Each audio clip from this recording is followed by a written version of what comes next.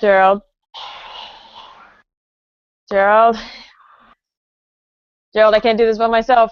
Another beautiful day in What? paradise? Is that how Uh, this works?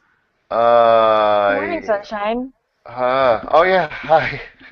Sorry, we're supposed to do a podcast. Yeah. Good morning. Good morning, everyone. Hello, and welcome to the entire world. It's half awake Gerald Glassford, better known as Yes Elvis Lives, on the world famous Game Source podcast, number 111.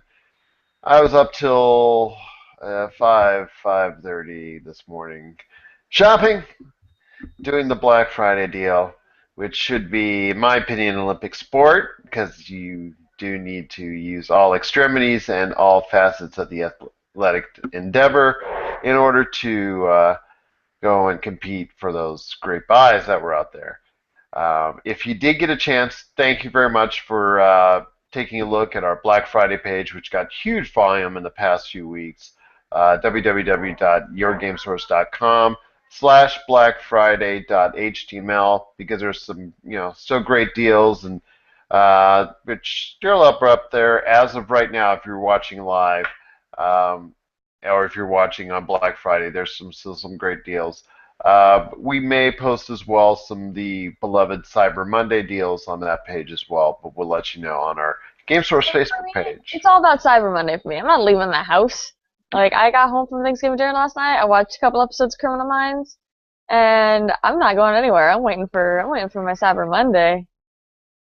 But still, it's the deals aren't quite as good as on Black Friday. Got an Xbox One. Tell me about. Yeah, the deal at Walmart I couldn't resist. Yeah, like It's I used to have to work Black Friday back when I worked at Best Buy. I had to work it. uh, And that was back when stores opened at 5 in the morning. So I would have to be there at 4 in the morning, be now ready. that now they open up at 5 in the afternoon. Yeah, that's Uh, just, I'm sorry. I understand like, oh, people don't want to wake up at 5 in the morning. But it's just like Thanksgiving, like if you want to spend your Thanksgiving shopping, cool. But like don't make all these other people who have to work there. Like there's all these people like who have to work on Black Friday because people want to shop. And it's like, no, like they're missing an opportunity to spend time with their family. So that's just kind of a jerk move, I think. But I will tell you, conversely, it did create a lot better traffic. Yeah. It was a lot easier for consumers to go around and shop for what they needed to shop. I was out there at several major retailers, like I said, for several hours, and I for over 12 hours, and I could tell you that there was a lot of people who were actually complimenting as far as how easy it was to get in through, even Yeah. larger locations. Walmart, obviously, Target, places like Old Navy, things of that nature that were really bad last year because they were at 8 and 9 o'clock were a lot better and easily traversed through because it was a little bit better time frame. So it's a I guess for retailers it's a quandary that each retailer has to decide that they want to commit to. But Yeah, and then uh, you're that guy who has to call your mom and say, "Oh, I'm actually not coming to things." something like that. So once again, yes, Elvis lives, but I didn't even introduce you. Everybody Seventh. knows who I am. You don't need. I require no introduction. This is the seventh Valkyrie, everyone. Her name is Sam. She has been playing a lot of games lately. I So had like November was not a good month for my bank account. I will tell you that. it's usually not a good month for anyone's bank account. So we really appreciate everybody, like I said, checking out our Black Friday page. It was a big hit once again this year.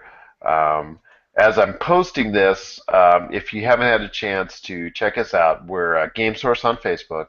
www.yourgamesource.com is our homepage, and at GameSource on Twitter.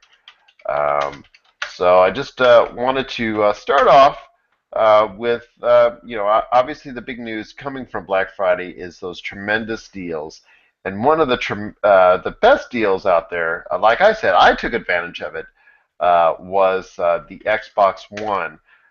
which earlier this month had been reduced in price to $349 for a semi-permanent basis. They're talking about going back to $399 in early January, but we'll have to see on that one. I'm not so convinced that they will. But for the Black Friday period, and I believe going on until Saturday, many retailers are actually offering an additional $20 discount. So you can actually get an Xbox One, the Black Flag edition, or just the basic edition, maybe Sunset Overdrive edition if it's out there, for as little as $329. And just so many people taking advantage of it out there. This leads me into our first topic, and that's going to be the Xbox One, which is, I don't know, should we sing happy birthday? Because they just hit 1 year old. You can sing. Happy birthday for the frequency that it is sung is one of the hardest songs to sing in the history of music. So Happy birthday to Xbox One. There you it go. was lovely. You That's make the that that's song sound good. that's gonna that that's the best thing you can get. So I'm gonna start off with you, Sam, on this question. They've hit one. One. They're I they're was uh, one once. they're just getting out of the diapers, uh, and they've had so many changes, so many PR issues as we've discussed. But I know for a lot of people, it's time for a refresher course. Tell me in your own words, first off, why you got an Xbox One as early as you did. You got it about halfway through, if I'm I not got it at mistaken. Christmas last year. Oh, Christmas last year. Okay, so you got about a month and a half, Mhm. month old. So tell me why you were so committed to it early on when there were so many people that were actually frowning on the Xbox One because of all the mistakes that they made early on. I, when it came to, let me know if my video cuts out because my USB ports are being kind of weird. Don't worry. When it came to the next generation, um, a lot of people had to make a decision because they had to either go Xbox One or PlayStation 4, and that was the decision a lot of people had to make. And I have always been an Xbox fangirl, and I probably always will be. I have this, I guess, like loyalty to Microsoft at this point, and I knew I was of the two, I would be getting an Xbox One. So that was the decision I made first. And then for me, I'm a little bit like this doesn't really count because how I obtained was my parents got it for me for Christmas. That I wanted it, and that if it had been on my own, I probably would have waited until around Titanfall came out and saved a bit. So for me, I personally probably would have waited until around March when Titanfall came out. But for me, I've been very fortunate, and my parents got it for me for Christmas. So that's I could have waited a bit, but I got to have it in December, which is awesome. And I got the first thing I played Rise and I played Battlefield 4, and Rise was great. Like I really liked it. It was kind of short, but Battlefield was fantastic, of course. But yeah, that is the main reason I got it about 3 months earlier than I normally would have. So, what are your initial thoughts on the actual unit itself? How you're using it? You're using it probably, I'm assuming, with the Connect version. I have the I do one have the Connect. without. I, Yeah, so I, I, I do plan, by the way, to buy a Connect unit at some point in time. I still want to commit to that when I can find a much better price on it. mm, But tell me, as far as going through, I know they still at this point in time have some interface issues, some clunkiness, and tell me, in your own opinion, after dealing with it almost a year now, your initial thoughts on the Xbox One and navigating it, and the experience that you have from it. yeah, well, I never had a Connect before, so even with my 360, I never had the Connect. So having that now is kind of cool. Like I'm glad I have this version of it. But a lot of times I will like I have my Xbox 360 still hooked up to the same TV, and like I'm still playing 360 games, or it's, like if it's on that input, I'll watch Netflix on that. Um, I watch a lot of Netflix, like a lot of Netflix. But so having the voice commands is actually really really cool. Like I mean, sometimes, yeah, the controller is right next to me, but like it's wireless, so it turns itself off. But like, yeah, just be like Xbox pause, and like, I remember like I was watching Netflix with my boyfriend, and like I was like going through some of the voice commands, and he's like, "This is the coolest thing," and he's just like trying to like he just like navigating like through everything, and he's like, "Oh my god, like these voice commands are so cool." I really like Xbox Fitness. I don't do it as much as I should, but I do have a write up on yourgamesource.com/7valkyrie. That page, you go read it.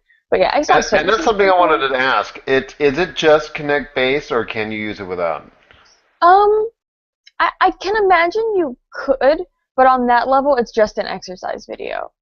Okay. Like what they do is Xbox Fitness is it's fitness videos, but the person you are watching, their movements have, I'm assuming, have been tracked, and then the Connect watches your body as it moves to see how well it matches what the instructor is doing. So, um, it would be without the Connect, it'd be doable, but it would just be watching a fitness video, essentially. Fair enough. I just, as far as it's concerned, now that you've been an owner for almost a year, like I said previously, your thoughts on the launch lineup? You've played a couple games from that, and Yep. also how the games have come on to the Xbox One system. Has it been to your liking? Has there been enough of them, or is it something that leaves you wanting more? Because I know there's a lot of complaints on the PlayStation 4 side, which I've had since day one. That lack of first party games has been the major complaint, especially this fall with Drive Club and Little Big Planet 3 not setting the world on fire. Mhm. Um, with the Xbox One, my question is, has there been enough first party titles to satiate your appetite, or have you been more reliant on third party titles?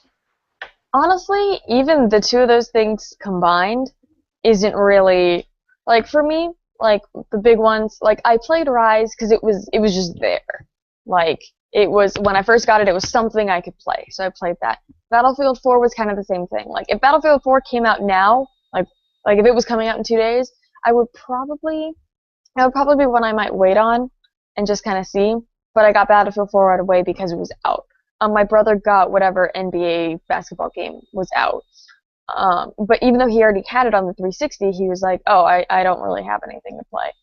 The next big one for me was Titanfall. Um, it's been sparse for me.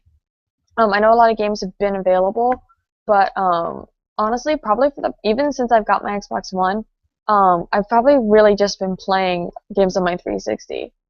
I mean that's kind of changing now. Like I was like I'm okay. I'll say this. Like I'm glad I had it when I did. I'm glad I had it for these titles. Like so I've been able to play them kind of spread out, and it's a little cheaper that way when you're able. Well, it's the same amount of money, but it doesn't hurt as much when you're able to spread everything out. So yeah, I would say we're reaching that point where the curve was pretty low, but we're starting to like move upward again. And like, cause even now, like, I'm at a point where I got Dragon Age Inquisition the day it came out. I would have liked to have would have liked to have purchased Sunset Overdrive and the Master Chief Collection, but I kind of have to budget a little bit. So, but I could have gotten in the last like month, so I could have. That's two more games I would have gotten, and it's at the point where I'm at where there's games that I really want to play, but I kind of have to pick and choose. Like this month was Dragon Age, Pokemon, and Smash. And it's like, okay, I need to, and I knew that was coming, and I knew November was going to be a tough month. So I think I'm not I'm not disappointed at the launch lineup because launch lineups have never really been very dazzling. But I'm very optimistic at this point in time of how we're moving forward because I think there's a lot of cool games that are going to come out. And I know that recently Xbox has put out word that they've shipped, I believe, shipped over 10 million in sales. They're clearly stated that they are now have passed the Wii U in sales. Okay. And I know that most likely, I pretty much lay odds that this month they're going to be the winner as far as from an NPD standpoint in North America. I know UK that UK is very upfront, more front on sales and sales statistics, and they'll tell you on more on a week by week basis. And they've stated that at this point in time, since the price change, Xbox One has outpaced PS4 in sales. Mm. Um, so my question, leading off of that is, and like I said, I think it's going to take over North America for this month, and possibly even December because of price change. Can this continue for the Xbox One, or is it something that as soon as January rolls around, and if Microsoft does decide to roll back the price to $399, that we're going to go back to another 9, 10 months of dominance again for the PlayStation 4 because they've shipped or sold themselves over about 14 million units, and so they now are out, pretty good outpacing the Xbox One. Or do you see something that maybe is going to allow them to even up a bit over the next 12 months from coming up from here? I think price drops are a very powerful tool because people like price drops. A lot of people um, are of the mindset like, oh, I want this console, but I'm gonna wait for a price drop. Like that is a type of person in I mean in the entirety of retail is, oh, this looks cool, like the new iPhone, this looks cool, but I'm gonna wait, like almost like you said with Connect, oh, this is cool, I want it, but I'm gonna wait until there's a price drop. And I think a price drop is very symbolic in the sense that it's this flag you can wave where people, they see a price drop and their interest in the product can be reinvented. Like even if they were like, oh, this Xbox One's okay, but it's like, oh, now that there's a price drop, um, it's almost the psychological effect where like, oh, I kind of wanted this thing when it was this expensive, but now that I still want it and now it's cheaper, I should get it. And I think that is a bigger tool than people. It's not just, oh, I'm paying less money for it. I think there's a whole psychological effect that goes with the price drop. So going forward, and I know you've already gotten a taste of what's coming out next year for the Xbox One. Are you encouraged by what's coming out? I know Halo 5 is piquing some interest. I'm a huge Halo fan. Oh, That's of why course. the Master Chief Collection was a no-brainer for me for start off. Even though there will be a write-up very soon on it. We've been kind of holding back because of the issues and problems, but at this point, since they've not all been alleviated, in one of the many issues lately of games being broken when they're released, we're going to have to go ahead and put out our thoughts on it in a not too distant future. But that being said, with Halo 5 and a number of games coming very soon, what are your thoughts on the games that you're looking forward to coming up for the Xbox One? Does it have to be an exclusive? Well, obviously, it would make you more someone who's on the fence as far as with the PlayStation 4 and Xbox One or Yeah. Wii U watching or listening right now.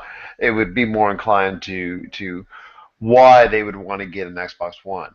I'm trying to think like I'm pretty good at keeping up with stuff, but I'm having even a bit of trouble right now thinking of any other exclusives coming out. And Because that's all what the I ones I'm wanted. excited, yeah. And that's what I wanted to lead on because PlayStation 4, and we're going to the PlayStation Experience next week here at Game Source. Um, Thanks to our good friends at the Gamer Protection Guild. George, I want to give a lot of props on that. He deserves a lot of credit for allowing us the opportunity to go. But Xbox has not shown a lot of cards like PlayStation 4 has with The Order, Bloodborne, Uncharted 4, and Wait, the order's No not Man's coming to Sky. Xbox? The Order's a Sony first party exclusive. I was excited for that. I thought it was multi-platform. No, no, no, no. Guess I need a PS4 now. That's the one about Nikolai Tesla, right? Um, I think it is. The Order 1866? Yeah, it's about Nikolai Yeah. Tesla. Apparently he was a spy for a whole bunch of stuff. That's pretty Well, cool. no, no, it's about from the steampunk. They make a steampunk about four different characters going after the supernatural, I believe, in the steampunk era. Hmm. The only problem with that, and I was talking to someone at a video game store yesterday regarding that because he was asking my thoughts on it, and I said I'm well, right out of the gate. I know there's been some issues in development, but right out of the gate, when you promise no multiplayer on it for something that has four different characters to choose from and you Like, want to make no, it, even online co-op? even online co-op, and for something that's going to try to emulate a lot of what Gears of War is all about, Yeah. it's that part of it's disappointing. Yeah, let me But make sure I'm looking at the right game. 'Cause I think, Bloodborne, that's coming from the folks. That's a Sony exclusive as well from the folks so familiar with the Dark oh, Souls. I'm Uh, I'm sorry. I'm really upset this game's not coming to Xbox One. Like, I was really excited for this. I guess and there's no PS4. No Man's Sky, which I'm that is tied with Uncharted 4 with high on my list as far as a game that I just truly cannot wait to play. It is a timed exclusive to the PlayStation 4. How long, I'm not sure, but it is something I'm definitely looking forward to getting my hands on next week. But I'm just, that being said, Xbox One, Phil Spencer was recently quoted in an interview that there are several games so many, in fact, that are coming to the Xbox One that can be released next year. He might have to put a few on the back burner for I'm looking at a 2016. list right now. I don't care about Project Spark, Scalebound, Cuphead, Ori and the Blind Forest, Well, Quantum 2016 Break, is going to give you the new Gears of War. Fable Legends. I'm so excited for Fable Legends. There you go. Forgot about that one. I'm stoked on that. And Gears of War, the new Gears of War, I believe will most likely be a 2016 release, Oh possibly yeah, good thinking. 2017. Well, they started work on it this year, so you're hoping they can get through it fast. If Mhm. they can't, then it would be a 20 push back to 2017. But I have a feeling they want to rotate with Halo like they did in the previous 360 era, where there'd be a Halo one year and then a Gears of War then the next year. Um, I know Sunset Overdrive. Many have talked about whether or not that game commercially was a success because you can't judge it by off of the consoles that was sold, that it was packaged in. That's true. Yeah. As a standalone entity, I've not heard good things sales-wise, even though critically the game's been very received Yeah, very I've positive. heard really great things about it. It's on my list. I would put it on my Christmas list, but my parents don't like getting me video games for Christmas. Even like I'm the Xbox. But normally they're like, you don't need any more video games. You don't need any more video games. So yes, I do. You don't understand. Like they were asking me about the Xbox One. They're like, why do you need an Xbox One? You already have an Xbox. I'm like, no, you don't understand. You don't. It's like, okay, yeah, I'm 24. I get it. I should, but when my parents were 24, they were running a restaurant and had kids already. Well, when was my brother born? I don't know if my brother was born yet, but it's like, yeah, what'd you do today? Oh, I went to work. Oh, then what? I have to play video games. Hey, So they don't understand like the different systems. It's like they're starting to get it. I'm But 45 and I'll never stop playing. So it's all about. you make me optimistic about my future, Gerald. Oh, I appreciate that. I had this moment. It was like the weirdest thing. I went to pick up Dragon Age, and I was driving home, like driving out of the shopping center, and I saw this like old lady in a car. She felt like older, like as old as my grandma, and she was driving kind of in the general direction of the GameStop, but there was like a ton of other stuff. I was like, I wonder if that lady's getting Dragon Age, and then I was like, that's silly. Why would that old lady be getting Dragon Age? There's no reason for that. Now But I still get asked, well, is this for you or is this for someone? Yeah, yeah. normally for me, it's like, oh, is this for Is this, your son? Is this for your boyfriend? Is this for your brother? It's like, no, it's for me. Let me I pay know. for this and get out of here. Feel like just going. It's for me. You Yep. see the video game T-shirt that I'm wearing. Hey, Yep. get real. So, Yeah, like moving. the people at my GameStop, they know me now. Like I used to get all my video games on Amazon, 'cause, like, and 'cause they were sometimes just a little bit cheaper, and I could not have to leave the house. But now I every time I go get a game or anything, I go to my local GameStop. I know you don't like GameStop, Gerald, but it's we don't have a lot in San Luis Obispo. There's not a But lot here. But the problem is, do you want the instant gratification? Because Walmart, Best Buy, Target, Don't have a Walmart. they have not solidified themselves yet in the marketplace. They all trade games, but people are Hmm. not as familiar with their trade-in policies. Amazon, I think they feel a little bit more comfortable with, Yeah, but you it have to doesn't. have like the original packaging and everything for Oh Amazon yeah. now. And I know I traded. There was about a year's time where I constantly traded through with Amazon, but Hmm. again, you're waiting on the gift cards. So it takes about a 2 to 3 Yeah. week Yeah, process. the thing I like about our GameStop is like we don't have any like small like local video game stores here. It's a very small town. Like we don't have stuff like that. We just have the GameStop is pretty much it. And I just kind of like it because it's like it's a small store. Like it's mostly the same people working there all the time, and it's just like I could just go and kind of hang out for a little bit. Like I don't get that vibe at Best Buy. Like I used to work in the video game department at Best Buy, but like I don't really get that same vibe as I would Really, I never knew that. that I worked at Best Buy. I think I've said it like 4 times on the podcast already. I've talked to you in a Best Buy. You have talked to me in a Best Buy in the video game department, Yes. Anyways, and guys would be like, "Oh, can you find somebody to help me?" It's like, dude, I can help you right now. Let me impress you. Let me wow you. smack them around. But my question to you is, if supposedly what Phil Spencer is true, and they have a ton of games ready to release in 2015, does this ease your mind a bit as an Xbox One consumer on where they're going from here? See, for me, as a working adult now, because I'm a working adult now, apparently, I don't really know when that transition happened, but for me, I really like when game releases are a little slow and stretched out because then there's not as much pressure on me to pay for them. Um, like it used to be like I would work, but like I wouldn't have to really pay rent. Like when I like lived in school, like my parents kind of covered me for all my like necessities. So like I would still work, and so I would have a lot more disposable income. But now I'm paying rent, I'm paying bills, I'm paying student loans, I'm doing everything. And for me, I know I a lot of people can relate with this situation where oh, just because a new game came out, I can't always get it immediately. Like 3 games for me this month is absurd. I've been like planning my income around this month because I knew it was going to be crazy. So I'm excited that there's going to be a lot more games for me to play. Assuming that that statement is true, that there will be more games.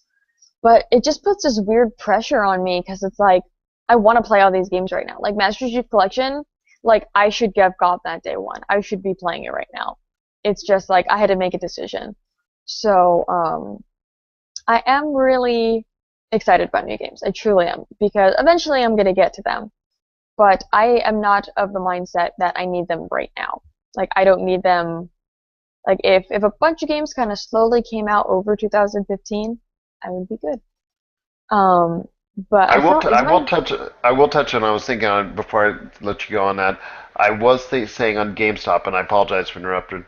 GameStop this Black Friday, I really think that they unfortunately were underperforming, underwhelming. And I said on the previous podcast, number 110, that I really thought of all the major retailers dealing with video games that they underperformed more than ever before, even though they had a huge layout as far as it's concerned. And that's the problem when you're dealing with a GameStop and they're the only game in town, yep.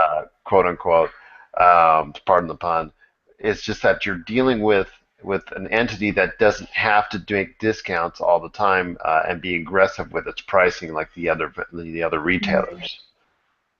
So, but your final thoughts on the Xbox One as it has turned one, and as far as it's concerned going forward, what you're looking forward to? Because I know for me now, as an Xbox One owner as well, I'm looking forward to how that the system can evolve, how the interface can be better utilized, and mainly, of course, for us, what games will be instituted in the long run that is exclusive to the console. But please elaborate for yourself on what you think Xbox One would be like going forward in the future to become, you know, the big man on campus on a permanent basis here in the North American market. I think something that the Xbox One has that is advantageous to them is the Kinect. I know like does the PlayStation 4 have the equivalent of the Xbox Move or the PlayStation 4 have the equivalent of the PlayStation Move? They would. Well, they have the camera, the PlayStation camera, which Does at it one still have time, that? yeah, well, that's still available. In fact, it's got available on a discount right now with many retailers as this video is being taped for $39. It is not as versatile as the Kinect. It does Mm. take some voice commands. There was a recent software update to allow for that.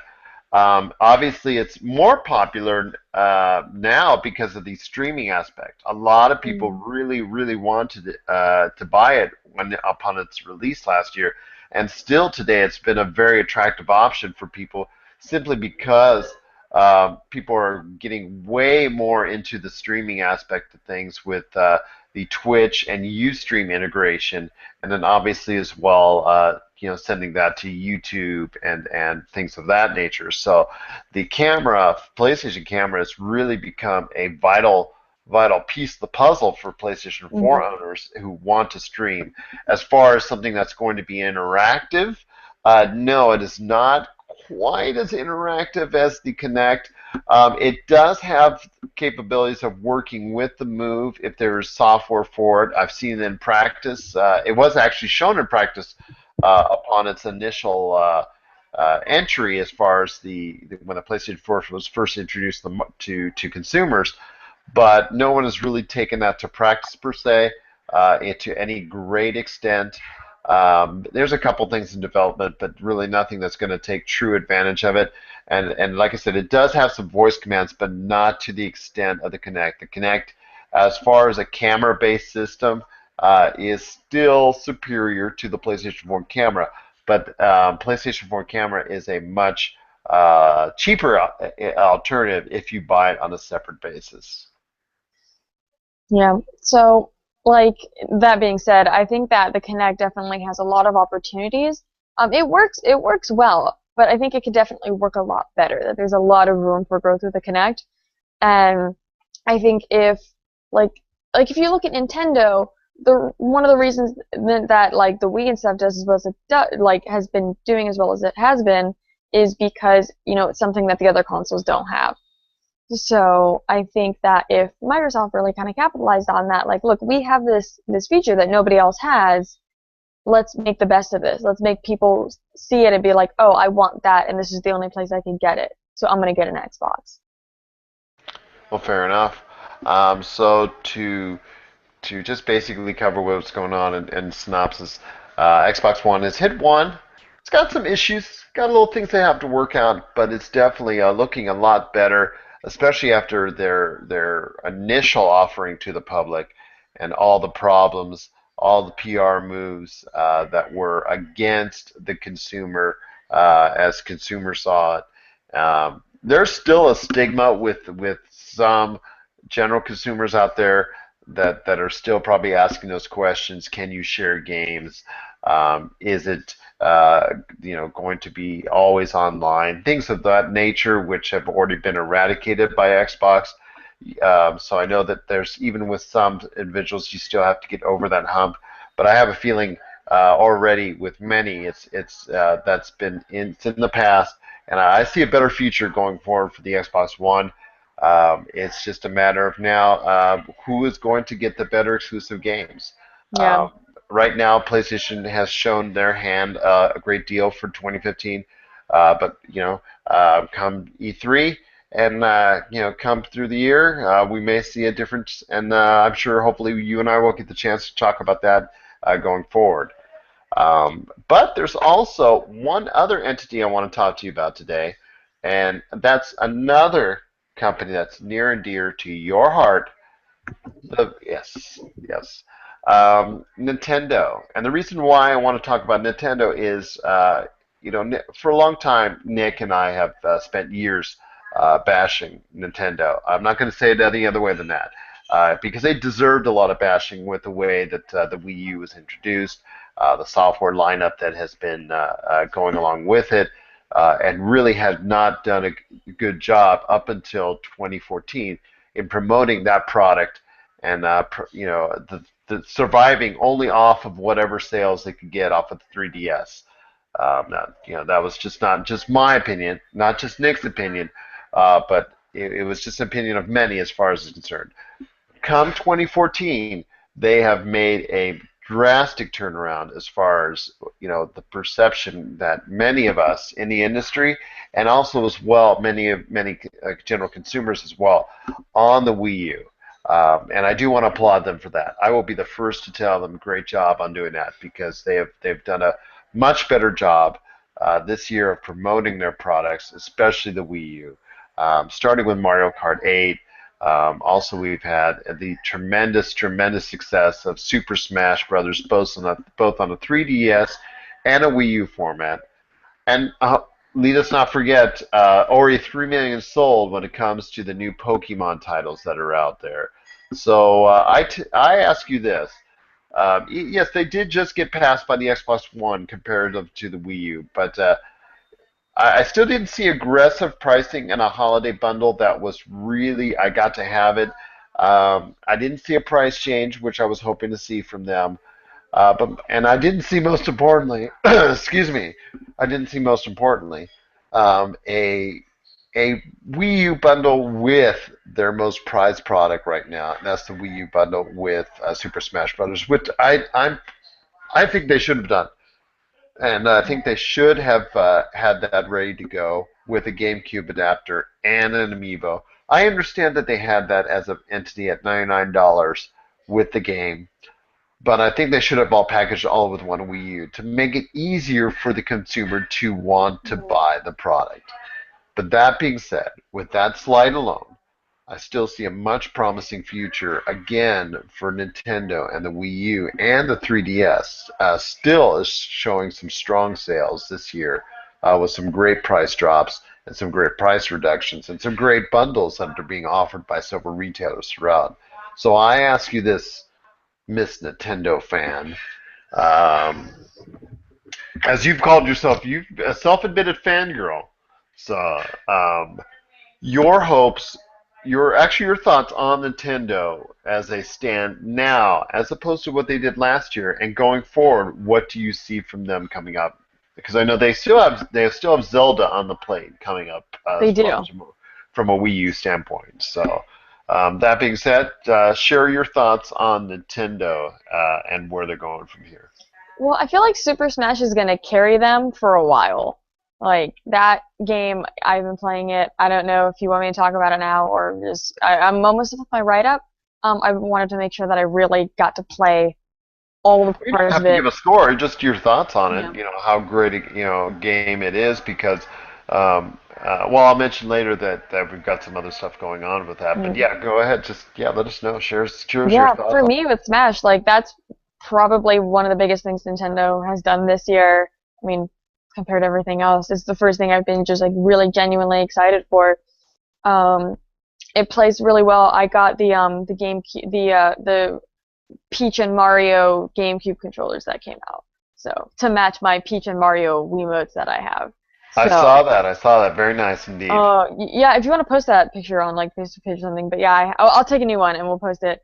But yeah, so for me it's like, oh, I had to buy these other controllers because like I have I even have the Wii U Pro controllers. I have two of them, but like I needed the GameCube controllers to play Super Smash.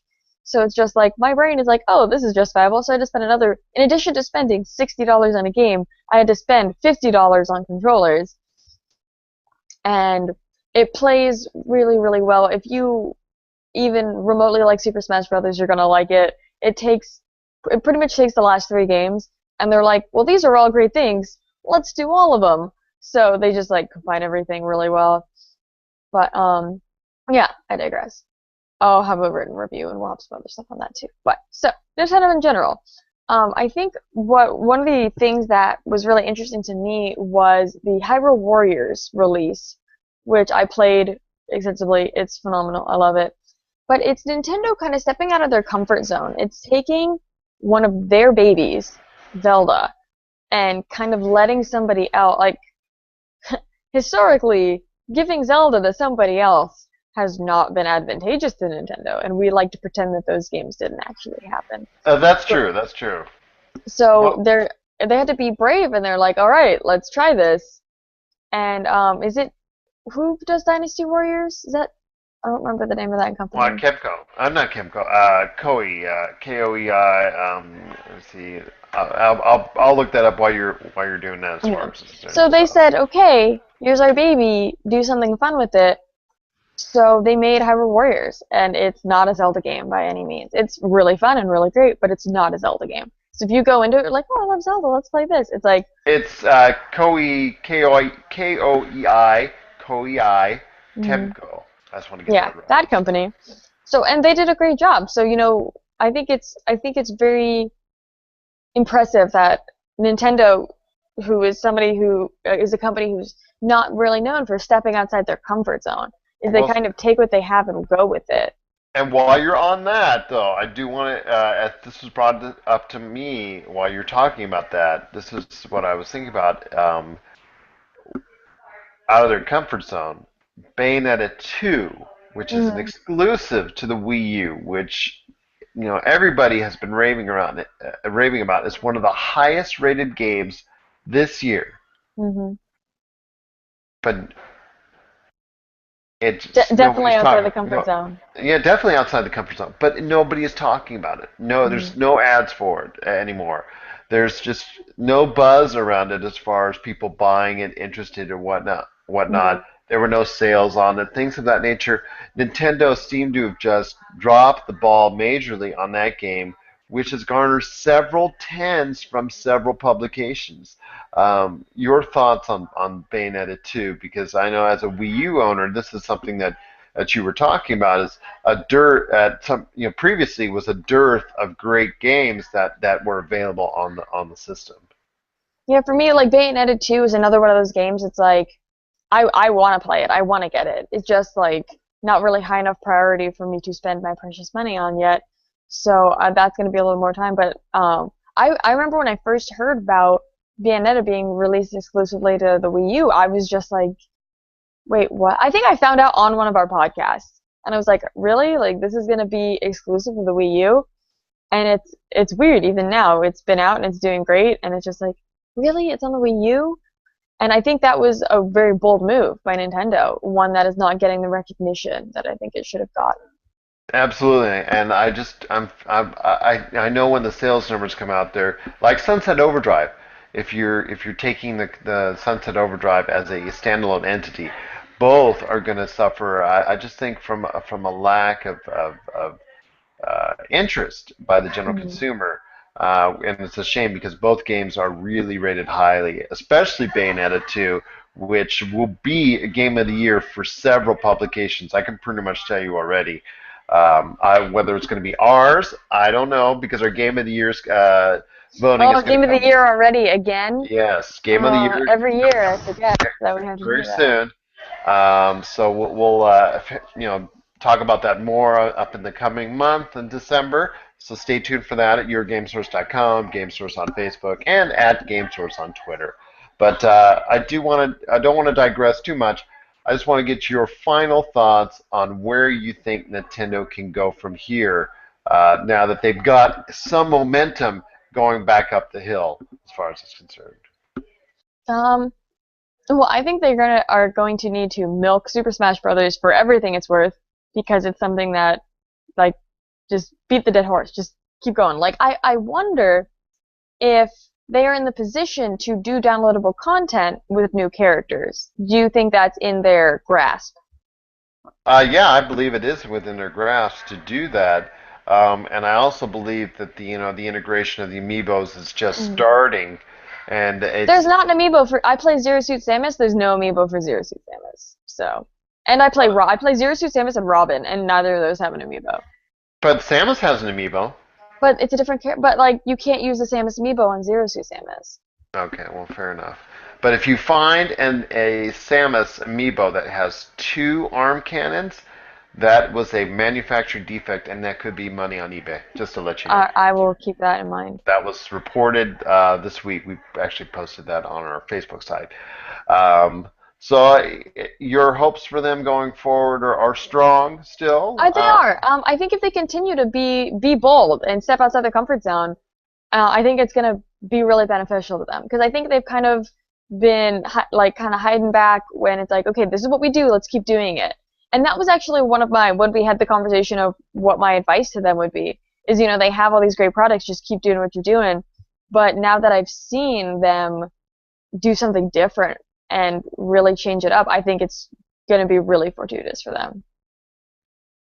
I agree with you. I think, but their outside of Zelda, their future is not as clear cut in stone as possibly the Xbox One is, or the PlayStation 4 is. But I think they are a definite wild card, and Hmm. they hold a much stronger chance than this time last year. Because Yeah, absolutely. Oh, absolutely. this time last year they were perceived, and I'm not gonna mince words. They were perceived as, and we were treated like a butt of a joke. Yeah. They had no direction. They had games that we did not know if they were going to come out or when they were going to come out, and they just seemingly just had no way of informing consumers about how good their products Yeah. really were, and they were losing money hand over fist, and it just really was just not looking good for Nintendo as a company. I still argue that they should be able to dominate the mobile market if they choose to, and should still seek out that option for all their older library. But their stubbornness and refusal to do Yeah, so, I for think. me, I own so many of those games. Like, firstly, I own most of the original games, and then I bought them all again on the virtual console. And like, so on But my to 3DS, I have a ton of games that are really but old. But it's like if they've released on mobile, I'd buy them all again. see, because and they have that. They have something that Microsoft and even Hmm. Sony does not have, and that's those older classic games that they could introduce to a iOS or Android market that would make Hmm. them just seriously a continuous amount of cash going forward for many, many, many, many years to come that they just do not want to. Hmm. They think of it as sacrilege at Nintendo to do such a thing instead of, like you said, being bold and looking forward. So there's still some areas of improvement, but overall, things are looking much better for Nintendo. I do want to give them credit for riding the ship at least in a good direction. The new Nintendo 3DS that's coming out next year has garnered in North America some advanced Do we word have a release date yet? uh, I can look that up. I'm not sure yet. But I know it is going to be sometime early next year. Let's see. Because there was this exclusive 3DS XL, and it looks like an NES, and it's so cool, and I want to get it. But it's like I don't know when the new one is coming out, and I would just get the new one. Yeah, and that's the problem is that there's with the little nub and all the some of the additions that's going to be made. It is really looking good, but I don't see any listing as of yet. As Yeah, soon I've as we been get looking, one, nothing's been released yet.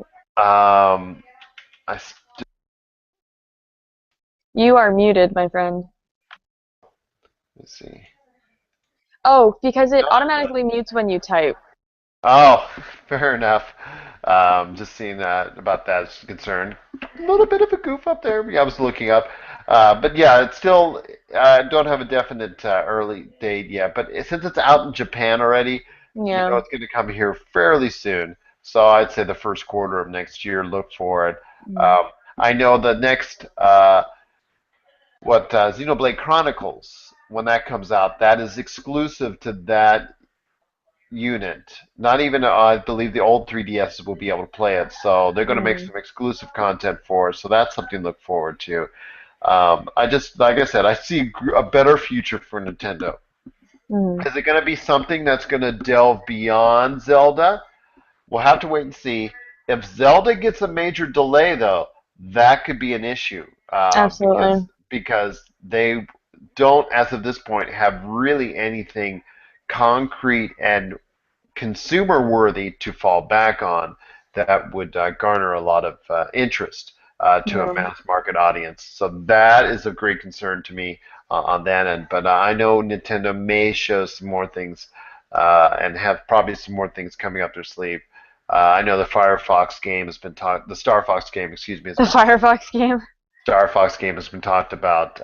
Yeah, Firefox. Sorry, Star Fox. That game has been talked about at endless nauseum during our E3 coverage as something we were looking forward to because I know that's in a beyond alpha stage. It's been shown at privately at a couple trade shows and whatnot, so that's something to look forward to. But like I said, if Zelda gets delayed, that could be some problems. But right now, Mm. things are looking good for Nintendo, and more good things, hopefully, for them are in store.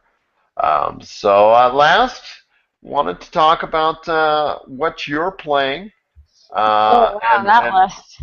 so I know you mentioned it briefly over the course of the past bit here, but I want to talk about what you're playing, Sam, and what people will have to look forward to you reporting on in good measure.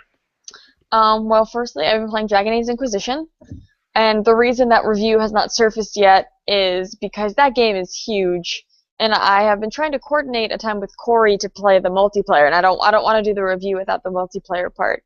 But it's just it's a big game. Um, what I think it does very well to almost trick you a little bit is it the first area you really there's this kind of starter area, and then there's like you kind of get like what the plot's going to be, and then you go to this big map, and it's just this massive map with quests everywhere, and you have to run around, and it's really big, and then you kind of go to a smaller area and then another smaller area. And okay, so this game is very different than previous Dragon Age games.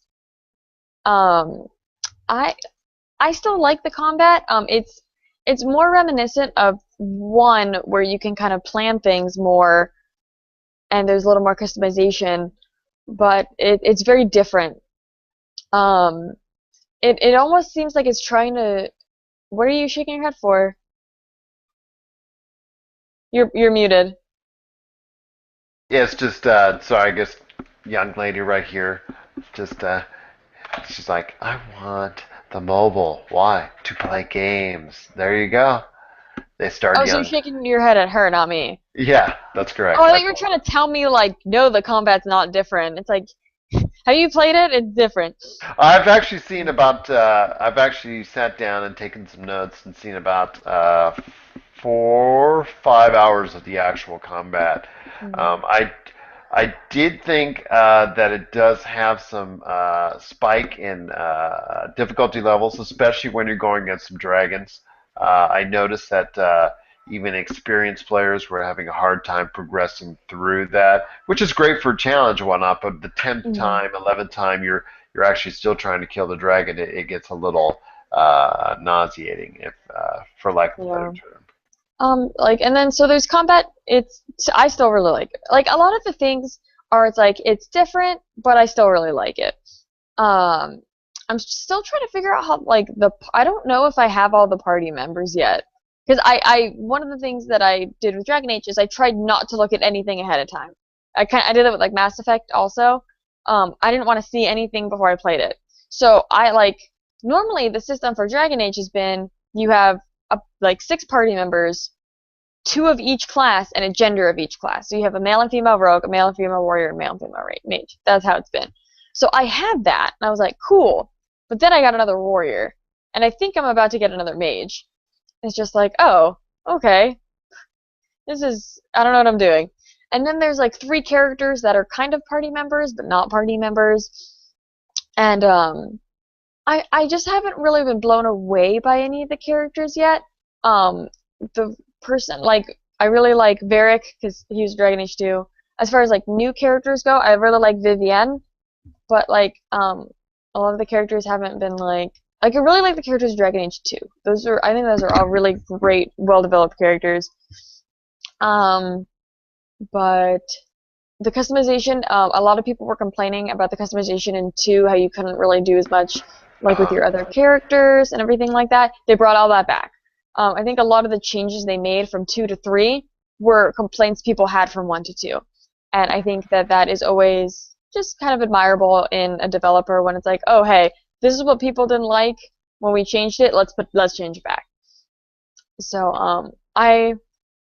I really like it. It's the only thing I'm having a problem with is a lot of the little quests you get are just kind of fetch quests, and it's like the quest boils down to, hey, run from here to here and kill some of these things.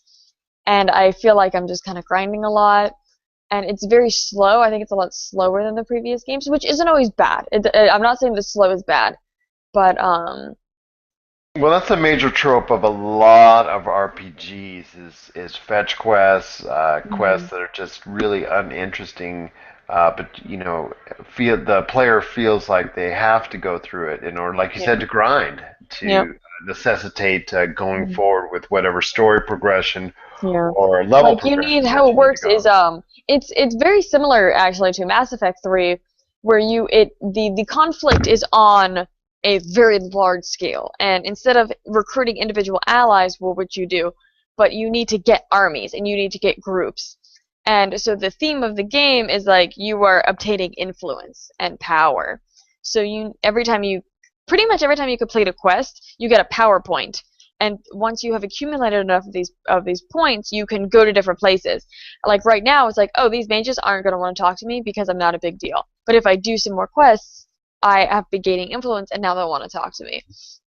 So it's an interesting system, but it's I think they're trying to hide the grinding, and but the grinding is very much there. But, but, but, you get a horse. I have a horse. I can ride that horse. I don't know how many places. It doesn't let me do it inside. But I got a horse. And I keep trying to name him, but no name sounds cool enough. I think I want to name him Octavian, because he's just gonna conquer with me. He's just gonna hang out. So, you get a horse. 10 out of Well, 10. and The there you whole go. review, There you you get go. a horse, is Yeah, it. that's going to be a box quote Yep. for upcoming editions. You get a horse, Sam Paremba Game Source. There you go. Fair enough. And you've also been playing extensively Smash Brothers Wii U. So you tell Yes, me I've been about playing that. Smash. I'm playing Smash and Pokemons as well. Well, I talked a little bit about Smash before. It's got something for everybody. Ton of characters. At first, all the characters are really overwhelming because there's a lot of characters. But and then many more to unlock. Um, but it's just fun. I've been playing it. I haven't done any online yet because I haven't really needed to. My most the most fun for me is I have me and my two friends, and we have been playing the eight person mode. So it's the three of us versus five. We're on a team, and then the other five are on the team, and that's really fun. Like some of the maps, it gets really cluttered and crazy, and then if you go to a bigger map, it's still like really crazy.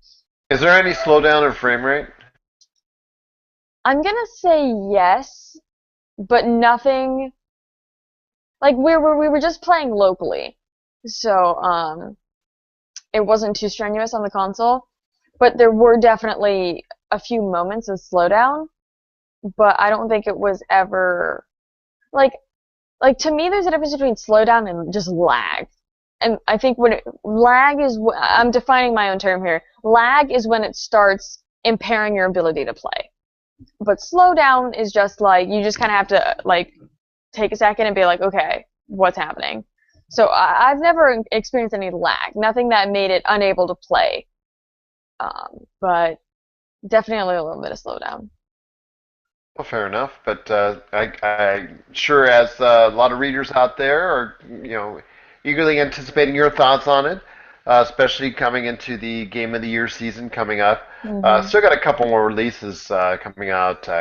Captain Toad's for the Wii U, and then also as well the Crew coming to Xbox One and PS4. And we want to give time to those games to see if they'll Hmm. stand up to they'll cut the mustard, and they'll stand up to the rest of other games that we think of so fondly. But we'll, in the month of December, be producing our list of games and hopefully getting some good feedback on from not only our staff, but also the people out there, which you week, and hopefully we'll get a chance to sound off on your thoughts on which game should be Game of the Year for GameSource for the year 2014, and we'll be giving that information in the coming weeks here in December coming up.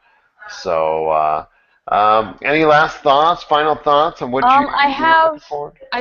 Pokemon, awesome. It's a game that was already released, obviously, but it's fun. It's cool. It's Ruby and Sapphire is a great series. I think Ruby and Sapphire is the last great one. Like Diamond and Pearl, eh. Black and White, eh. X and Y was awesome. X and Y was great. But I think Ruby and Sapphire was the last good game for a little while. So I'm really enjoying that. Also, I just want to pitch this. It came out. This game came out like 2 years ago, or maybe a year ago. I don't know. But Brothers: A Tale of Two Sons. Last year. It is on. It is a downloadable game. I don't think there's a disc for it. It only takes a couple hours to beat. But the premise of it is you are controlling two brothers. Roll credits. And you have two joysticks, and each joystick controls one of the brothers.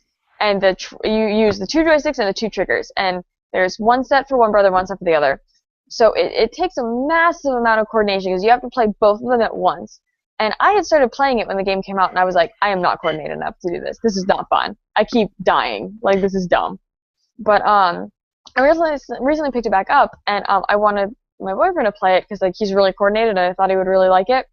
So we beat it like in 2 days, and you can probably one sitting is too much, and 3 sittings is too spaced out. Planets you can play 2 sittings, but like the first half is just like la la la la la, and the second half gets really dark really fast, and we did not anticipate it at all. But it is just a gorgeous game, visually stunning. The gameplay is just so unique. The way you have to play the game. The story, there's no dialogue. It is this fake. They sound like Sims. It's a fake language. So there's no actual dialogue, but you are getting a story, and there's so much emotion throughout this whole game that it makes you feel. And you were just going through this world, and it just like it only has like 6 or 7 chapters, but like you experience this. It's very linear. It's get point A to point B. Like there's a set path. So there's no wandering, there's no exploring. But the way the game is designed, you are experiencing this whole world, and it is massive, and it is amazing, and the end is fantastic. So go play it. It's like $15. It's amazing. I had to pitch it. And hopefully you'll be able to put that to thoughts to pen and paper. Yes, I will once I put thoughts to games that just came out, because I still need to do that. Fair enough. And people will be able to look for that in the In Case You Missed It section when it comes out, so we look forward to that as well. Once again, much appreciated to you, Sam. Happy to be here. For being on the podcast. 7th Valkyrie, right there for you. Also, is for me, Gerald, better known as Yes Elvis Lives.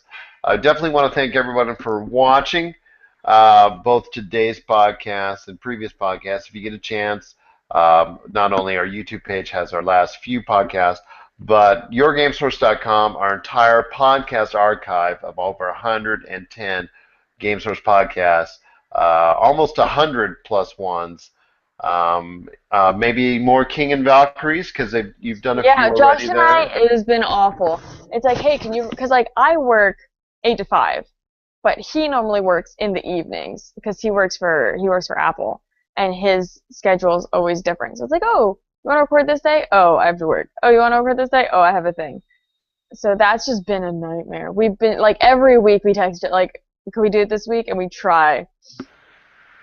Well, I look forward to that because your King and Valkyrie podcasts do garner a lot of interest from people out there. Hopefully, also more of CNC, their podcast. Hopefully, once their break from their endeavors in the retail industry subside. But most importantly, we just want to thank everyone out there for watching, for listening, and for being a part of this podcast, and for all the tremendous amount of interest that our site has garnered over the past 3 months. We've hit record highs in September and October, and November looks really strong as well. In case you're watching this, Our Black Friday page still has some offers as far as that are still valid out there, and we'll probably post some Cyber Monday deals going forward on during the weekend. So look forward to that. Like I said, our game of the year coming up in December. That will be a major I have to part. like what I did last year for Game of the Year is I just like did a GameFly membership for a month and just tried to get everything in. Well, we'll definitely start the process a little earlier for you on that, and also for Yeah. everyone out there to get their thoughts as well, because we definitely want to hear your feedback. Because here at GameSource, our Game of the Year voting is not only based off of what our staff dictates, but it's also based off of what you, the viewer, and what you, the listener, out there would like to share as well. If you do so, which you can easily do. Send us a message, GameSource on Facebook, info@yourgamesource.com if you want to email, or just tweet us. Send, uh, Send us a tweet, excuse me, at GameSource. So once again, for me, yes, Elvis lives. And me, Seventh Valkyrie. It's been a pleasure. It's GameSource podcast number 111, the Black Friday aftermath. Hoping everyone has a safe and happy Thanksgiving weekend, and we'll see you soon.